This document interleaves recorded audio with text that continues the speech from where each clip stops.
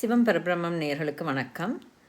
பிறந்த நட்சத்திரம் மற்றும் இறப்பு திதி பற்றிய ஒரு சின்ன விளக்கத்தை என்னுடைய ஜோதிட சேனலில் கொடுத்துருக்குறேன். அதை ஒருக்கா பாருங்கள்.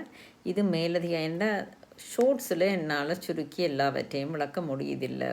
கொஞ்சம் 10 நிமிஷம் பதிவோ 20 நிமிஷம் பதிவோ போட்டால் அதை யாரும் பார்க்குறீங்களில்ல, வியூஸ் பெறுகுதில்லை. வியூஸ் பெறாமல், அதாவது ஆளில்லா கடையில் நான் டீ ஆற்ற விரும்பவே சரியா. அப்போ அதனால் என்னால் அந்த பதிவு கொஞ்சம் விளக்கங்களை தந்து பதிவை போட முடியுதில்லை. அது நீங்கள் ஆதரவு தந்தால் தான், அந்த பதிவுகளுக்கு உங்களோட ஆதரவு கிடைச்சால் மட்டும்தான் என்னால் அந்த பதிவுகளை வைப்பேன். அப்போ அதில் என்னால் முழு விவரங்களை கொடுக்க முடியுதில்லை. அதே இருக்கா, அந்த பதிவையும் இருக்கா பாருங்கள், அந்த ஷோர்ட்ஸையும். இது சூரியன் ஆத்மகாரகன், சந்திரன் உடல்காரகன், உடலுக்கு காரணமானவன், மனத்துக்கு காரணமானவன் சந்திரன். அதனால் பிறக்கும்போது, ஆனால் ரெண்டுமே முக்கியம்.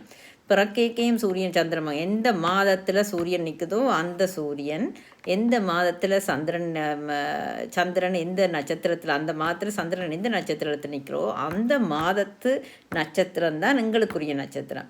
இப்போ ஒரு ஆள் பூசத்தில் பிறந்தால் தைப்பூசமா மாசி பூசமா பங்குனி பூசமான்றதை வச்சு தான் அவருடைய பிறந்த தினம் நிச்சயிக்கப்படுகிறது. அந்த தினத்தண்டு தான் நாங்கள் கோயிலுக்கு போய் பூசை செய்யணும் சரியா. அந்த பூசை செய்கிறதால எவ்வளவோ நற்பலங்கள். ஏண்டா அந்த மந்திரங்கள் எங்களுக்கு நன்மையை வேண்டி தேவர்களையும் இறைவனையும் வேண்டி வழிபடுவதே இந்த வேத மந்திரங்கள். அதனால் தான் நம்பினோர் கெடுவதில்லை 4 மறை தீர்ப்பு. அந்த மறை என்பது வேத மந்திரங்கள். அந்த வேத மந்திரங்களில் எல்லாமே சாஸ்திரப்படி அந்த மந்திரங்களை நாங்கள் எங்களுக்கு பயன்படுத்தினால் அவை எங்களுக்கு தம்மால் முடிந்த நன்மைகளை எங்களுக்கு செய்வார்கள். ஒரு கர்மா ஆண்டு இருக்குது, ஆனால் அந்த கர்மாவை ஓரளவுக்கு மாற்றி தர்ற சக்தி இந்த மந்திரங்களுக்கும் இறை வழிபாட்டுக்கும் வேதங்களுக்கும் உண்டு சரியா.